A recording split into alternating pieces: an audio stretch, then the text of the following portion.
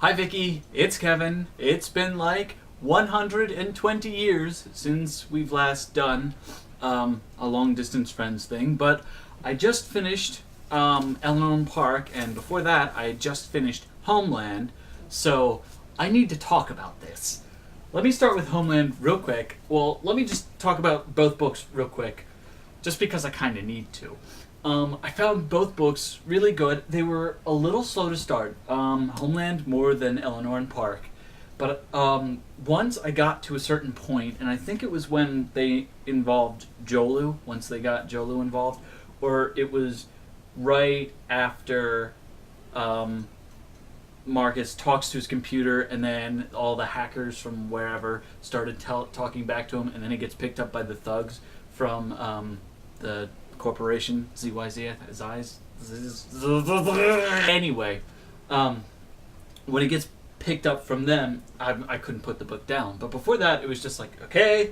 It was a little slow to warm up to the book, especially since I was like, well, how could it possibly outshine its predecessor, which started right out of the gate with POW, some interesting actiony stuff.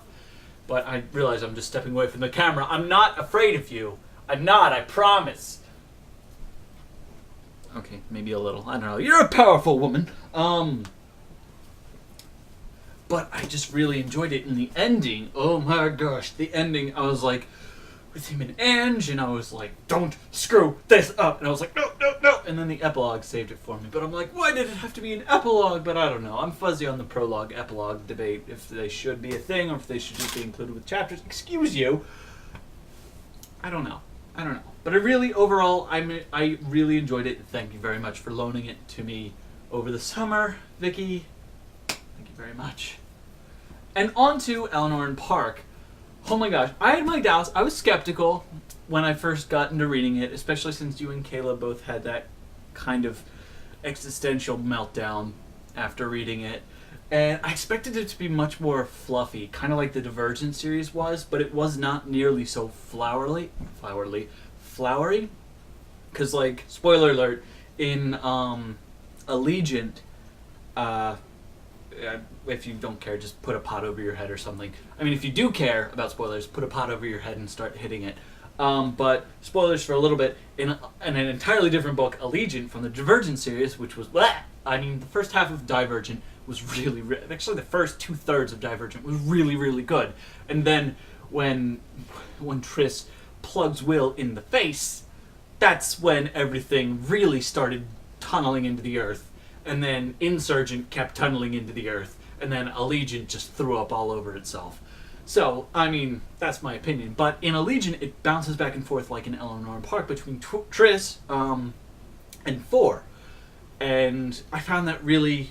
I'm not opposed to that writing style. I actually kind of like it. Rick Riordan does it in his series, The Heroes of Olympus, which I find just grand. Like, it works so long as you write them differently enough.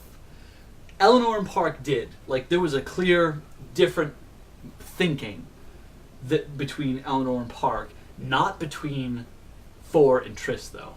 In the Divergent series, there was no different. Like, Four thought like a girl. Like in the first book, he was he was masculine, he was reserved. In Allegiant, he and Triss have the same emotions the entire time. There's no growth. There's nothing, which is a really bad issue because, again, here tangent about Divergent series. Everyone is broken up into these factions, and each of these factions value something like uber hardcore. Like Kandor value honesty above all else. Like they have no room for compassion. It's just honesty. Honesty is most important. The Dauntless have courage. Like everything else is irrelevant. So long as you're courageous, you fit in that with them. Amity is peace and kindness and charity sometimes. Abnegation is selflessness, and erudite is knowledge. I think I'm forgetting one. No, I'm not. No, I don't think I am. And eventually there's like a coup in the first book where Erudite wants to use Dauntless to get rid of abnegation. And there's so much good world building in Divergent in the beginning.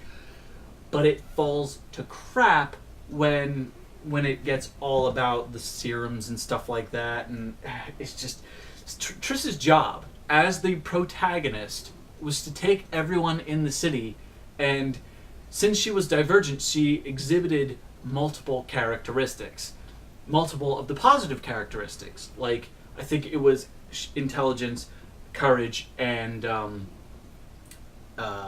selflessness. Instead, she becomes the most horrendous person I have ever read about in the series, and it was just bad. It was just bad, and her job was to do the opposite and make everyone else realize that the truest form of utopia is not having those 5 factions, is having everyone bound together with all of those characteristics. Mercy coupled with courage, coupled with knowledge, coupled with what's honesty? That's the one. Instead, she does the exact opposite, and there's a bigger wedge, and it's massive civil war. And by the 3rd book, they're bringing people outside who don't even seem relevant to the story, which is really bad. But I know I'm supposed to be rambling about Eleanor and Park, and I will in just a second, because here we go. Eleanor and Park was so good. It was really good. Kayla thought I wasn't going to like it. I adore Eleanor and Park. It is a really well-written book. Eleanor and Park are 2 wonderfully different people, and they mesh in wonderfully good, wonderful ways. And it was just a good book. It was a lot less fluffy than I thought it was going to be, but that's just how it worked. It rolled. I really enjoyed it. It carried itself really well. There was never a lull in the action like there was with Homeland now and again, but Homeland was still really good, thank you.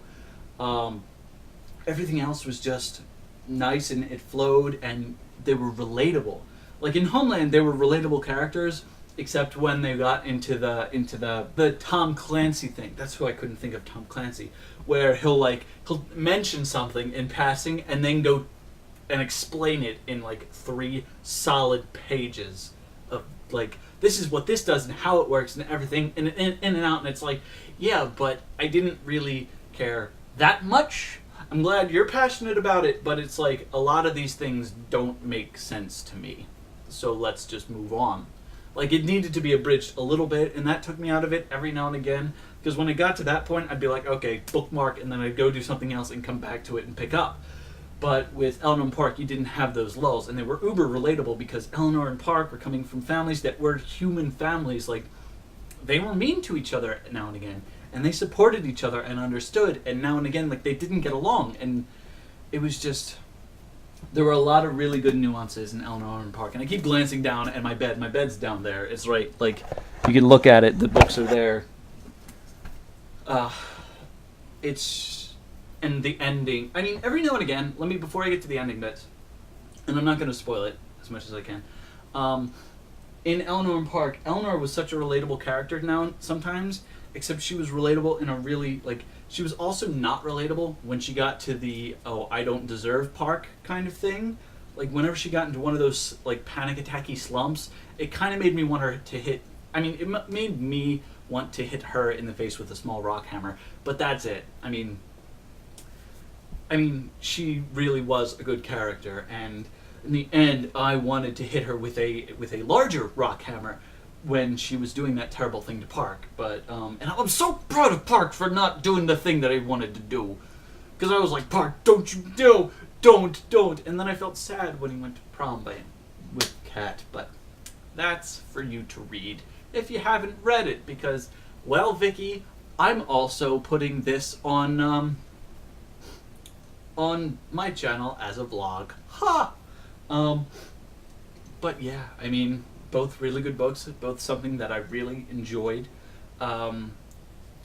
Much to my own surprise, I had a pretty skeptical mind, as I usually do when things are uber hyped or you're not gonna like it or whatever, and exceeded my expectations by far. And I can't wait to read more of Rainbow Rowell stuff. I'm looking at Fangirl next.